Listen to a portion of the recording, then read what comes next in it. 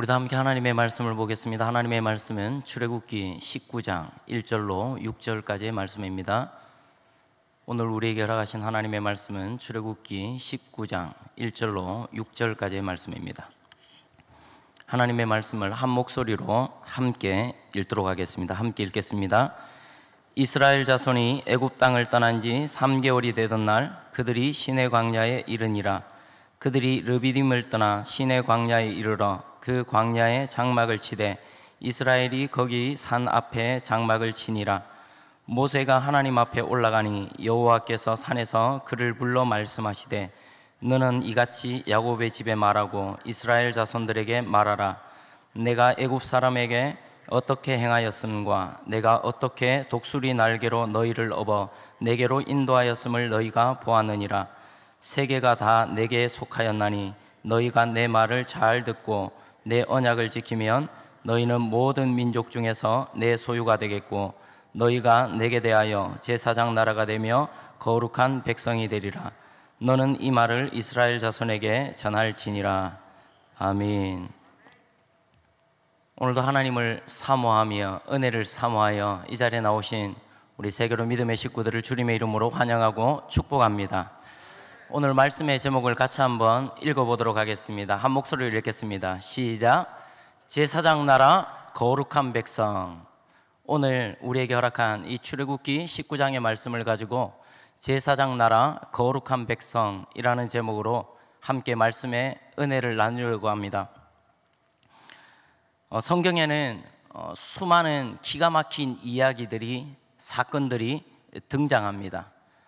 성경에 등장하는 수많은 그 기가 막힌 사건들 중에 손에 꼽히는 몇 가지, 그 세 손가락 안에 꼽히는 사건이 있다면 바로 이스라엘 백성들이 경험한 출애굽 사건일 것입니다. 애굽에서 이스라엘 백성들이 수없이 많은 하나님의 기적을 경험합니다. 나일강이 피로 변하고 그 나일강에서 개구리들이 올라와서 온 나라를 뒤덮습니다. 티끌이 이가 되어 온 가축과 또 사람들에게 달라붙어서 이 사람들을 괴롭힙니다. 이 네 번째 기적은 정말 기가 막힌 기적인데, 이 애굽 땅과 이스라엘 백성들이 사는 그 고센 땅이 구별됩니다. 파리들이 들끓는데 이 파리들이 애굽 사람들이 사는 그 땅에만 들끓고 이스라엘 백성들이 사는 그 고센 땅에는 파리가 들끓지 않습니다. 가축의 돌림병, 악성종기, 그리고 하늘에서 우박과 막 불덩이가 떨어져서 모든 식물을 태우는데, 먹을 것들을 태우는데 엄청난 하나님의 일들이 그 애굽 땅 가운데 이스라엘 백성들이 보는 가운데 그 일들이 펼쳐지는 것입니다. 그리고 이제 메뚜기가 남아있는 모든 풀뿌리들을 다 온 하늘을 이 메뚜기가 까맣게 덮고서 모든 풀뿌리를 완전히 말려버립니다. 그리고는 3일 동안 이 애굽의 땅에는 흑암이 뒤덮고, 그리고 광명한 빛이 이스라엘 백성들이 사는 그 고센 땅에 머물게 됩니다. 10번째 그 장자의 죽음, 온 애굽 땅에 그 첫 번째 난 아들들과 가축의 첫 번째 것들이 다 죽음을 당하는데, 이 이스라엘 백성들 가운데 어린 양의 피를 잡아서, 어린 양을 잡아서 문 설주와 그 임방에 바르고, 그날 유월절 제사를 드렸던 모든 이스라엘 백성들 가운데 그 장자의 죽음을 면하게 되는 것입니다. 그 애굽 땅에서 하나님의 놀라운 기적들을 경험했습니다. 뿐만 아니라 이 애굽에서 걸어 나온 이스라엘 백성들이 광야에 들어가게 되었을 때 광야로 인도하신 하나님께서 이스라엘 백성들에게 기적을 베푸십니다. 밤에 추위를 견딜 수 있도록 불기둥을 허락하시고, 낮에는 그 더위를 견딜 수 있도록 구름 기둥을 허락하십니다. 이스라엘 백성들이 그 양식이 떨어지자 만나와 메추라기를 허락하십니다. 그리고 마실 물이 없자 반석을 쳐서 물을 내십니다.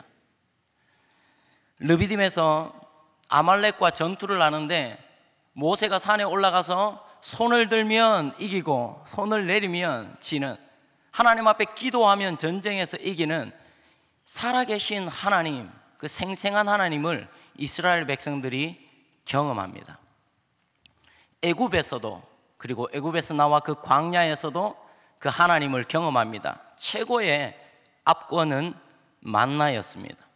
매일 아침마다 문을 열고 밖에 나가면 그 아침마다 들에 뭐가 펼쳐져 있습니까? 만나가 펼쳐져 있습니다. 만나는 만나. 이스라엘 백성들이 문을 열고 밖에 나갔더니 그 만나는 만나를 만나는 것입니다. 이 이스라엘 백성들이 아침에 들에 나가서 백성들끼리 서로 인사를 나눕니다. 만나는 사람끼리 이게 만나는 만나 이렇게 이 만나는 매일매일마다 이스라엘 백성들의 눈앞에 펼쳐지는 하나님의 기적입니다. 그러니까 이 이스라엘 백성들은 애굽에서도 광야에서도 무엇을 경험했습니까? 애굽에서 이 시내산까지 오는데 만 2개월, 3개월이 되든지 이 시내 광야에 이르게 되는데, 이 광야에서 2개월 동안 한번 따라해 볼까요? 빼박 하나님. 이건 하나님이 아니면 설명 불가능한 하나님의 기적들을, 그것도 한 번도 아니고 두 번도 아니고 애굽 땅에서만 그 10번이나 되는 그 기적을, 그리고 그 광야에서 매일매일마다 살아계신 하나님의 임재와 기적을 경험했던, 누구도 부정할 수 없는 하나님을 경험하게 되는 것입니다. 시퍼렇게 생생하게 확실하게 100% 살아계신 하나님을 이스라엘 백성들이 경험했습니다. 그리고 오늘 본문은 이렇게 시작합니다. 1절입니다. 이스라엘 자손이 애굽 땅을 떠난 지 3개월이 되던 날 그들이 시내 광야에 이르니라. 이 1절 말씀을 다시 자세하게 풀어 쓰자면 이렇습니다. 이스라엘 자손이 하나님의 기적을 통해 애굽을 떠나 단 하루도 빠짐없이 하나님의 기적을 생생하게 경험한 2개월이 지나고 3개월이 되던 날 그들이 시내 광야에 이르니라. 이 이스라엘 백성들은 시내 광야에 장막을 치고 하나님께서 모세를 부르십니다. 그리고 하나님께서는 모세를 통해 이스라엘 백성들에게 전할 메시지를 전달합니다. 4절입니다. 내가 애굽 사람에게 어떻게 행하였음과 내가 어떻게 독수리 날개로 너희를 업어 내게로 인도하였음을 너희가 보았느니라. 하나님께서 이스라엘 백성들에게 그 생생한 하나님, 확실한 하나님, 그 선명한 하나님을 보여주고 너희들이 나를 경험했지, 봤지, 이렇게 말씀하시는 것입니다. 이스라엘 백성들을 향하여 이 4절 말씀을 통해 이렇게 말씀하시는 것 같습니다. 야, 너희들 봤지? 봤지? 나 하나님이야. 너희를 독수리 날개에 업어서 여기까지 인도한 나는 하나님이야. 봤지? 봤지? 그렇게 하나님이 어떤 분이신지를 생생하게 보여주시고, 그리고 난 하나님이야 이렇게 말씀하신 후에 하나님께서 이어서 하나님의 속마음을, 이스라엘을 향한 하나님의 마음을 드러내십니다. 내가 이스라엘 너희를 출애굽시킨 이유, 하나님 백성으로 삼은 이유, 수많은 기적들, 독수리 날개로 너희를 업어 여기까지 너희를 인도한 이유를 말씀하십니다. 나의 목적은 너희를 출애굽시키는 것, 그것이 목적이 아니야. 너희들에게 베풀었던 수많은 능력과 기적을 너희들로 하여금 경험하게 하는 것도 아니야. 너희 민족을 세상 가운데서 가장 똑똑하고 잘난 민족을 만드는 그것도 아니야. 이스라엘 너희 나라를 세상에서 가장 힘있고 강력한 패권 국가를 만드는 그것도 아니야. 내 마음의 소원, 내 마음의 열망, 너희를 향한 나의 기대와 부르심은 이거야. 내가 너희들에게 유일하게 바라는 한 가지는 이거야 라고 6절 말씀을 통해 우리에게 말씀하십니다. 6절을 함께 읽어보겠습니다. 6절입니다. 함께 읽겠습니다.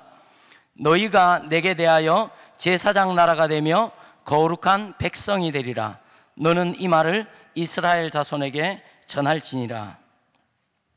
하나님께서 이스라엘 백성들을 구원하신, 출애굽시키신, 그리고 수많은 기적과 능력들을 보이시면서 하나님을 이스라엘에게 보여주신 이유, 그것을 말씀하시는데, 이스라엘을 향한 하나님의 부르심을 말씀하시는데, 그것이 무엇입니까? 그것은 바로 제사장 나라와 거룩한 백성입니다. 이스라엘이 어떻게 제사장 나라가 될 수 있습니까? 그것은 이스라엘 백성들이 거룩한 백성이 될 때 제사장 나라가 될 수 있습니다. 이스라엘이 거룩한 백성이 될 때 어떤 역할을 감당하게 됩니까? 그것은 하나님 앞에서 제사장 나라로서의 역할을 감당하게 되는 것입니다. 거룩이 무엇입니까? 거룩은 하나님을 향해, 하나님을 위해 철저히 구별되는 것입니다. 거룩이 뭐라고요? 거룩은 하나님을 향해, 하나님을 위해 철저히 구별되는 것입니다. 하나님께서는 구원받은 이스라엘 백성들에게 그 거룩함을 요구하십니다. 레위기 11장 45절 말씀입니다. 레위기 11장 45절을 보면, 나는 너희의 하나님이 되려고 너희를 애굽 땅에서 인도하여 낸 여호와라. 내가 거룩하니 너희도 거룩할지니라. 하나님은 이스라엘 백성들에게 그 출애굽 자체, 출애굽이라는 그 구원, 그 애굽 땅에서, 그리고 광야에서의 그 기적과 능력들을 경험시키려고 이스라엘 백성들을 부르신 것이 아니라, 그 구원을 통해 이스라엘 백성들에게 그 거룩함을 말씀하고 있는 것입니다. 하나님께서 이 이스라엘의 거룩함, 구별된 삶을 위해 무엇을 주셨습니까? 우리가 읽지는 않았지만 이 19장을 지나 20장을 보게 되면 하나님께서 이스라엘 백성들에게 십계명을 주십니다. 율법을 주십니다. 우리는 십계명에 대해서, 율법에 대해서 조금은 오해를 하고 있는 것 같습니다. 율법은 고리타분하고 따분한 것, 율법은 우리를 얽매고 구속하는 올무처럼 여기는 경우가 있습니다. 그런데 이 율법은, 하나님께서 우리에게 주신, 이스라엘 백성들에게 주셨던 이 십계명은 하나님의 백성들이 하나님의 백성답게 살아가도록 돕는 삶의 지침서이며 또한 교과서입니다. 십계명과 율법은 의로운 것일 뿐만 아니라 이스라엘을 향한 하나님의 사랑이며 배려이며 축복입니다. 믿으십니까? 물론 이 십계명과 율법을 통해서 우리가 착각하는 것은, 하나님께서 이 십계명과 율법을 지키면 이스라엘을 구원해 주겠다, 이렇게 말씀하신 것 아닙니다. 이 십계명과 율법을 지켜서 너희들이 구원을 완성해라, 이것도 아닙니다. 하나님께서는 이스라엘 백성들에게 이미 출애굽이라는 그 구원을 경험하게 하셨습니다. 그리고 이스라엘을 이스라엘 되게 만들어 가실 것입니다. 가나안 땅으로 하나님께서 이끌어 가실 것입니다. 그럼에도 불구하고 하나님께서 이스라엘 백성들에게 요구하시는 것이 있는데, 그것은 하나님을 위해 구별됨, 하나님이 거룩하신 것처럼 하나님 앞에 구별된 인생을 살아가라, 이것입니다. 십계명과 율법에 담긴 정신이 무엇입니까? 철저하게 하나님이 기준이 되는 삶입니다. 십계명과 율법에 담긴 그 정신, 하나님의 마음이 무엇입니까? 오직 하나님의 말씀만이 원리가 되고 원칙이 되고 방법이 되는 삶을 살아가라는 것입니다. 하나님의 명령과 규례를 따르는 거룩한 삶은 사실 하나님을 위한 것이라기보다 우리들을 위한 것입니다. 신명기 10장 13절 말씀을 함께 읽어보겠습니다. 신명기 10장 13절입니다. 시작. 내가 오늘 내 행복을 위하여 내게 명하는 여호와의 명령과 규례를 지킬 것이 아니냐. 이 말씀을 보십시오. 이 율법, 하나님의 명령, 하나님의 규례가 하나님을 위한 것입니까? 이스라엘을 위한 것입니까? 하나님을 위한 것입니까? 우리를 위한 것입니까? 우리는 종종 착각하는 것 같습니다. 하나님의 명령과 하나님의 규례가 하나님의 행복을 위한 것이라고 생각할 때가 있는데, 하나님은 우리에게 분명히 신명기 10장 13절 말씀을 통하여 하나님께서 이스라엘 백성들에게, 하나님께서 우리에게 주신 하나님의 모든 명령과 규례들은 너의 행복을 위하여, 이스라엘의 행복을 위하여, 우리의 행복을 위하여 주신 것이라는 사실입니다. 믿으십니까? 신명기 6장 24절 말씀을 한 절 더 볼까요? 신명기 6장 24절을 함께 읽겠습니다. 시작. 여호와께서 우리에게 이 모든 규례를 지키라 명령하셨으니 이는 우리가 우리 하나님 여호와를 경외하여 항상 복을 누리게 하기 위하심이며 또 여호와께서 우리를 오늘과 같이 살게 하려 하심이라. 아멘. 여기도 보십시오. 하나님께서 우리에게 이 모든 규례를 지키라고 명령하셨는데, 이것을 통해 너희가 구원을 이루는 조건이 된다, 너희가 이것을 통해 구원을 완성해라, 이것이 아니라 하나님께서 우리에게 이 규례를 주심으로 우리가 이 명령을 지켜가는 것을 통하여 여호와를 경외하는 삶을 살아가고, 그 여호와를 경외하는 삶을 통해 우리에게 그냥 순간 찰나 그런 복이 아니라 하나님을 경외하는 가운데 항상 복을 누리게 하기 위하심이며, 이 복을 받아 누리시는 저와 여러분이 되기를 소원합니다. 또 여호와께서 우리를 오늘과 같이 살게 하려 하심이라. 하나님의 모든 명령과 규례는 너희의 행복과 복과 생명을 위한 것이다. 이스라엘 백성들을 향하여 그런 것이었다면 이것은 우리에게도 하나님의 명령과 규례는 행복과 복과 생명을 위한 것임을 믿어야 될 것입니다. 하나님의 모든 명령과 규례는 너희를 행복하게 하고 너희를 복되게 하며 너희를 살게 만드는 것이다 라고 하나님께서 친히 선언하고 계시는 것입니다.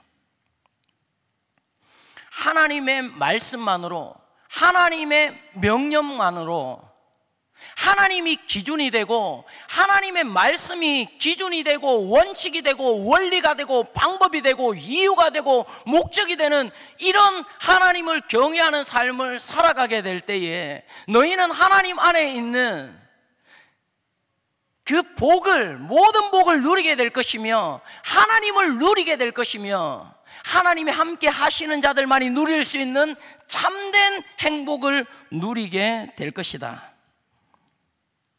구별된 삶을 통해, 거룩한 삶을 통해 이 하나님과 하나님의 은혜와 복을 마음껏 누리게 될 것이다 라고 말씀하고 있는 것입니다. 세상과 섞이지 않고 세상과 혼합되지 않는 것이 거룩입니다. 하나님을 향해, 하나님을 위해 온전히 구별된 것이 거룩입니다.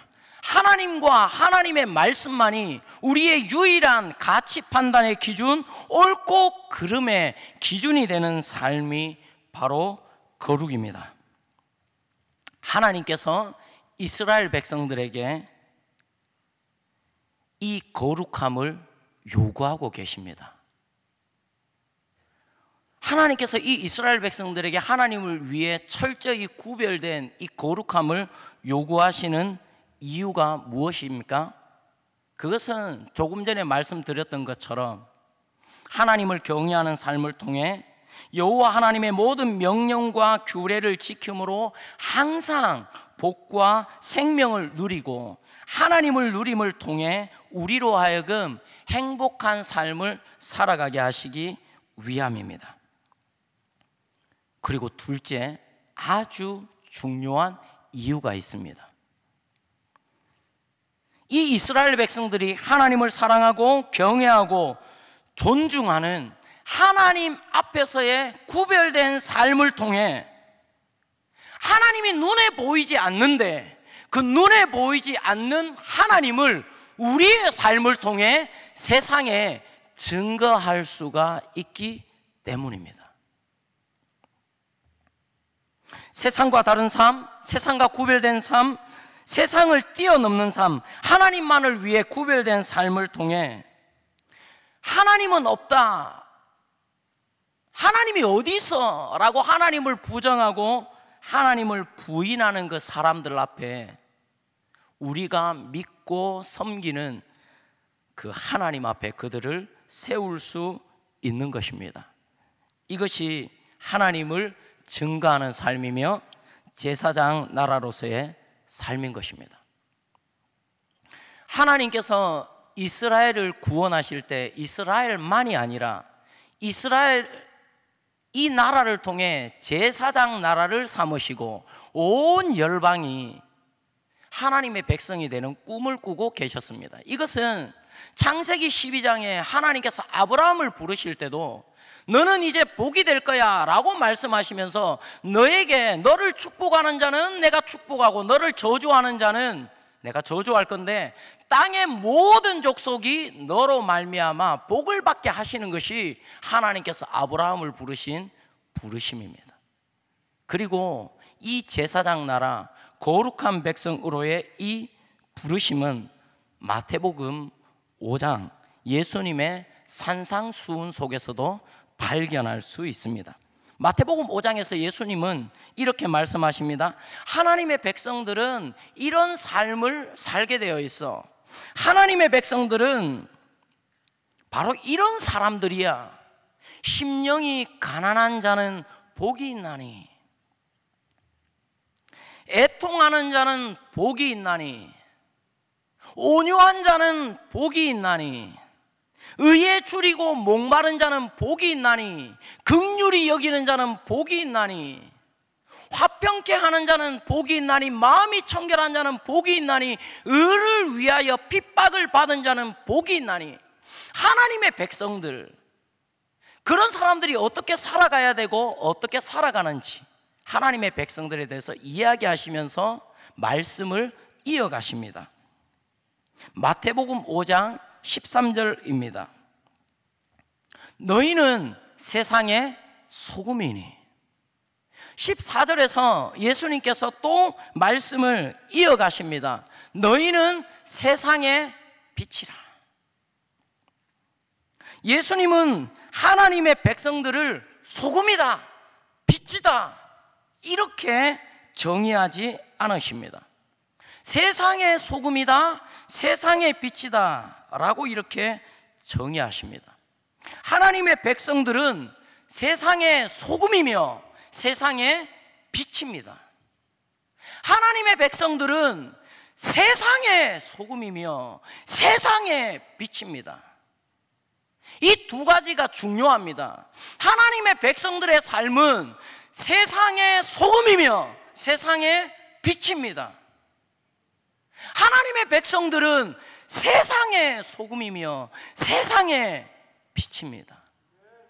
이 두 가지의 균형을 잃어버리면 안 되는 것입니다.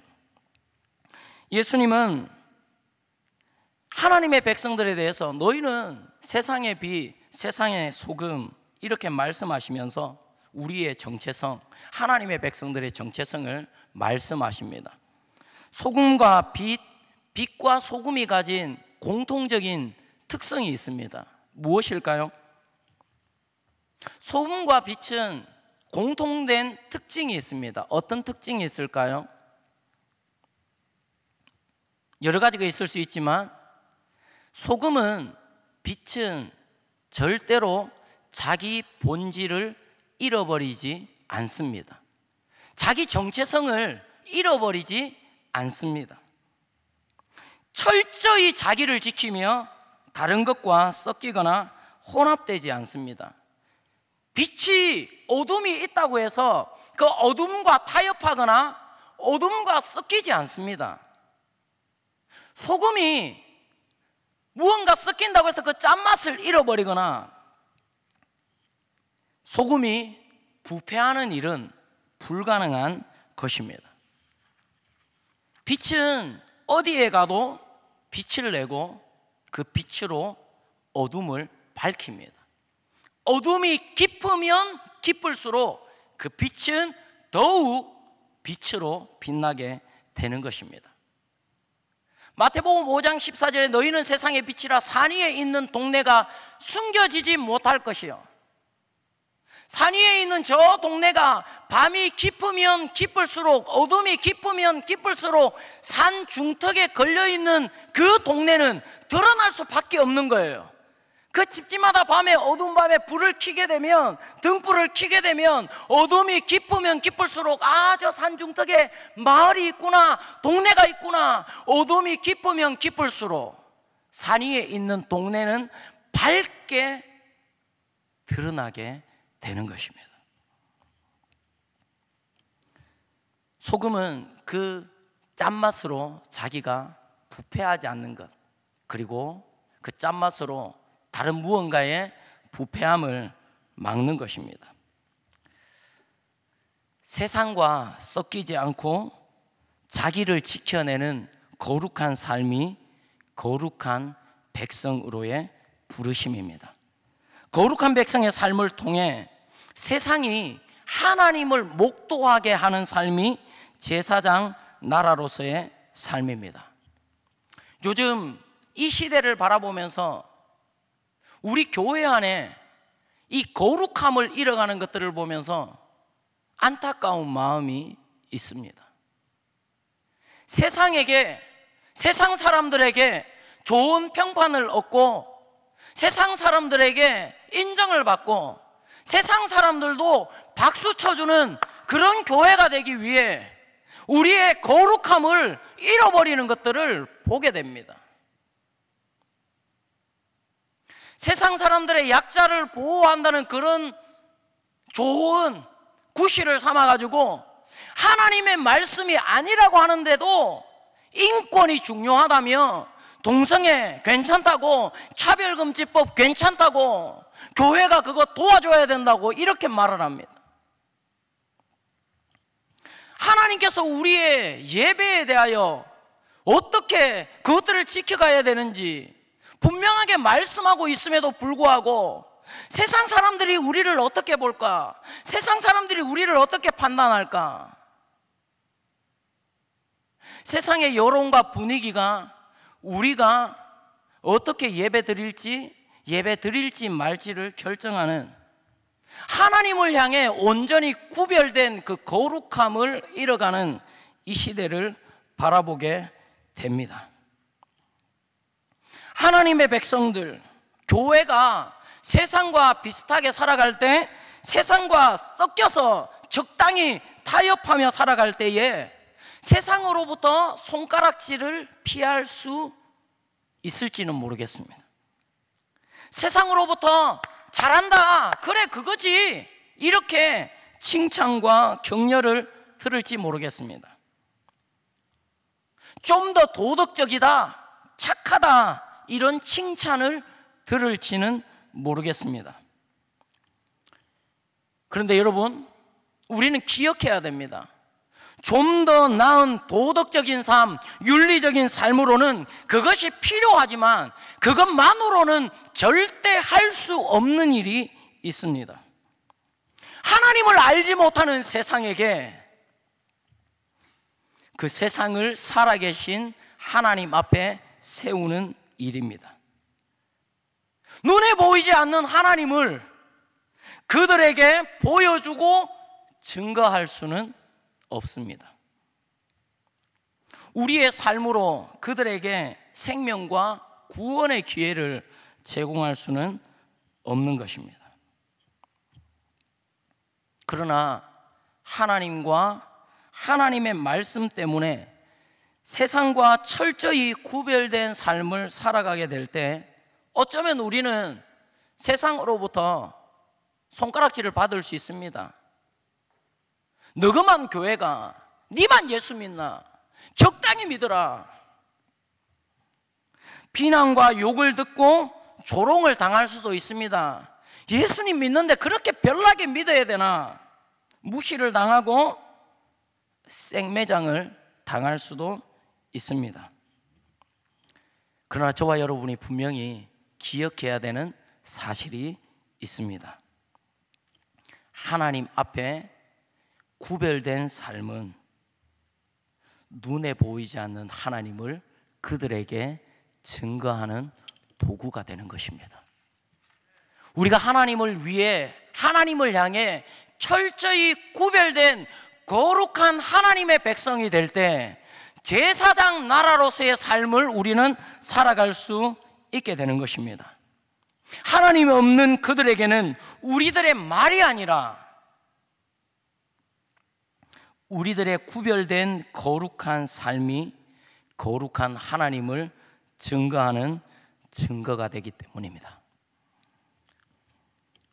거룩한 백성, 제사장 나라로서의 이 삶은 세상의 말, 세상의 가치, 세상의 방식, 세상의 여론, 세상의 분위기를 따르는 삶이 아닙니다. 세상에 굴복하거나 무너지는 삶도 아닙니다. 세상과 섞이고 혼합되는 삶이 아닙니다. 세상을 두려워하거나 세상을 피하는 삶도 아닙니다. 세상 그 어떤 것과도 혼합되거나 섞이지 않는 하나님을 향한 날 것 그대로의 삶, 하나님만을 위해 세상과 철저히 구별된 삶이며 세상을 뛰어넘는 삶이며 세상을 이기는 삶이며 세상을 두려워하는 것이 아니라 세상으로 하여금 두려워하게 만드는 삶이며 세상을 변화시키는 능력, 그것이 바로 거룩함의 능력입니다. 이것이 거룩한 백성이 살아가는 삶입니다. 이것이 세상을 하나님 앞에 세우는 제사장 나라로서의 삶입니다.